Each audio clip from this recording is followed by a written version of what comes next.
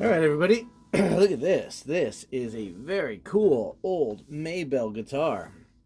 What makes this guitar pretty special, actually, is that this is one of the ones with the solid spruce tops. A lot of these have birch tops, and they just do not sound quite as nice. Also, one of the things that's really cool about these is they have a very angular like transverse brace here. So some people call these Z braces because they have uh, a ladder brace here, a very diagonal brace that goes here, and then another brace back here. Also a bridge plate and ladder bracing on the back.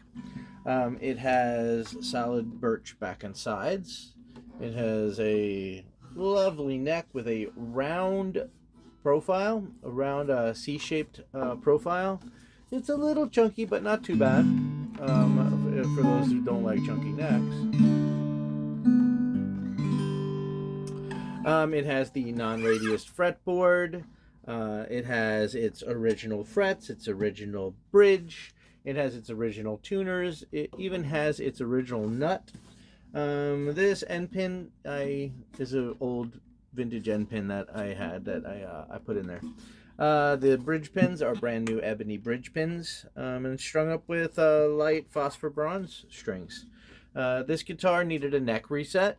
It needed the tuners all reconditioned. It needed the nut shimmed up. It needed the frets leveled and crowned and dressed.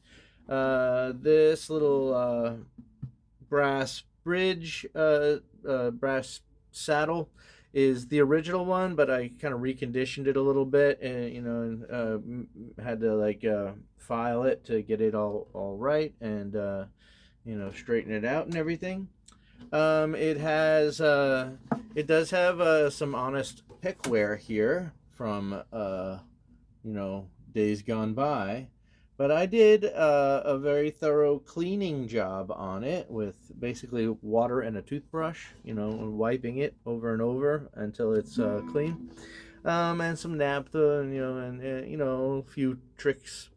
And then what I did was I put a little bit of amber shellac over it, just so that a little bit of French polish, just so that it seals it up, keeps any moisture even, keeps any debris and dirt out of it. It did have a couple of splits down here that were very closed, very very tight splits. I humidified a little bit, make sure they were good and tight, and I made sure that I got glue in there. I clamped it flat so it's all flush, and I glued those splits really nice. I put some cleats inside just to reinforce that, make sure nothing went wrong in the future. The braces inside, I also made sure to add some watered down glue so that you get in there and squish it in there really good, so that to make sure that if there was anything that was loose that was causing that split, that it was stabilized for the future. So that is good to go. Like I said, this one only really needed the neck reset, so I didn't open it up. Everything I did to the inside, I did, through the sound hole. But I did manage to get the neck reset really right, spot on. I mean, maybe a little low even. The action's a little low, but it really plays really great anyway. So I wouldn't worry about that too much. The nut needed to be shimmed up just with a little piece of rosewood veneer. Like I said, the tuners got all cleaned and deoxified. The little logo there on the headstock is in pretty good condition. It's missing maybe part of the last L on Maybell. But it looks like it says Maybell, so it's pretty nice. It's actually not that bad. And really, I feel like this kind of stuff, I hesitate to even seal it up, but I know that like a little attention is probably the wise thing to do, just so that it keeps dirt out. And if somebody wanted to put a nice pick guard on there or something at some point, they could. But I really like the way this sort of wear looks on a guitar. The rest of it, there is some like minor scratching and pick wear throughout, but it's not too bad. I mean, it looks fantastic, and it's got just enough kind of like mojo and wear from being played over the years to really give it the kind of vintage feel that you're looking for, at least the aesthetic. As far as the feel goes, the thing plays beautifully, and I mean, I don't know, I mean, it's just like so nice. And the tone is really even, and it's loud, and I mean, this is a really sweet guitar.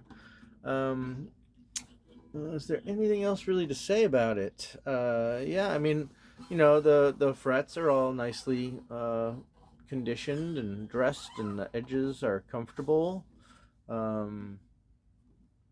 And she's ready to go. I think these were made supposedly by Slingerland. I think this is 1930s.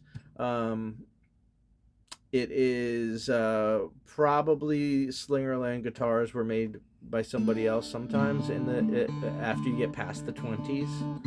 So in the 30s or 40s, whenever this was made, I think this is 30s. It was probably built by Regal. That's my guess. Contracted. But they sound so nice, and they're built to high specifications, I think. They have a really nice binding along the top. and yeah, and the different bracing than you would usually see in a lot of the Chicago-made guitars. So it really stands apart from what you usually find, and it really just has all the style, all the charm that anything like this could really ever have. Action very low. Um, it's really hard. You know, these are since these have the metal, the brass bridge, the fret for the bridge. There's no room for error when you're doing the neck reset, and you don't know how much they're really going to move and creep and adjust themselves until after.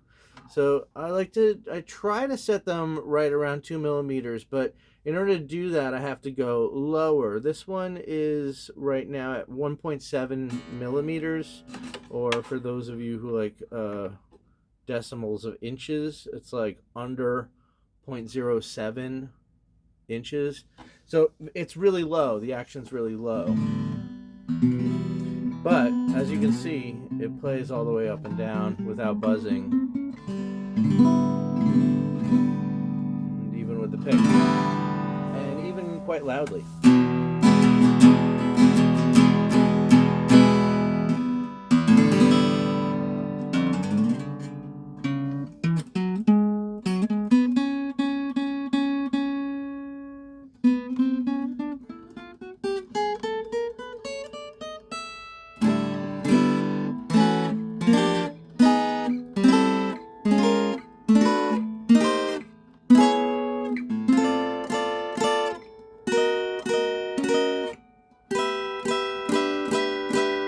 Yeah, let's see, that all checks out.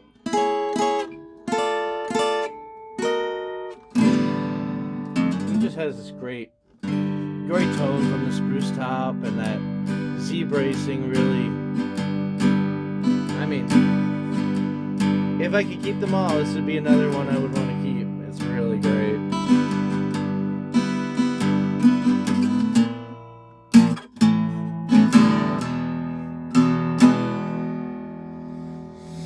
What else is there to say? It's all acoustic, no electronics. It is pretty much all original, like I said, except for like the bridge pins are ebony with a little abalone inlay. They complement this guitar really well because of the weight, the density. That's where you want. It's a very lively guitar. You don't want to. I didn't want to put the bone ones in, which are a little heavier, a little denser than the ivory. So I went with the ebony. Pardon my ivory, ebony and ivory, man. Yeah, and the end pin's not original, but it's a nice old one, and it fits good. So there you go. There you have it. Let's just show off the neck reset, looking good. The back of the neck, also very nice. Like I said, C-shaped profile, very comfortable for those who are not crazy about the V. Here's the surface of the guitar. You can see it does have some minor, like, you know, old pick wear and stuff, but it's very faint, and it really just adds to the kind of the feel of the guitar. Let's see, there's no gap in the bridge or anything. It's super happy. So there you go. What the back looks like, in case you didn't see that. And this I should mention. You know, it's got one of these old like numbers of some sort written on the back of the headstock. So whoever owned it originally had put some kind of identification number on it. I don't actually know what that number stands for. It starts with like a CP, and then it has a big long number. So I'm not sure what that is, but it's there. I almost forgot about it though, so it probably won't bother anybody.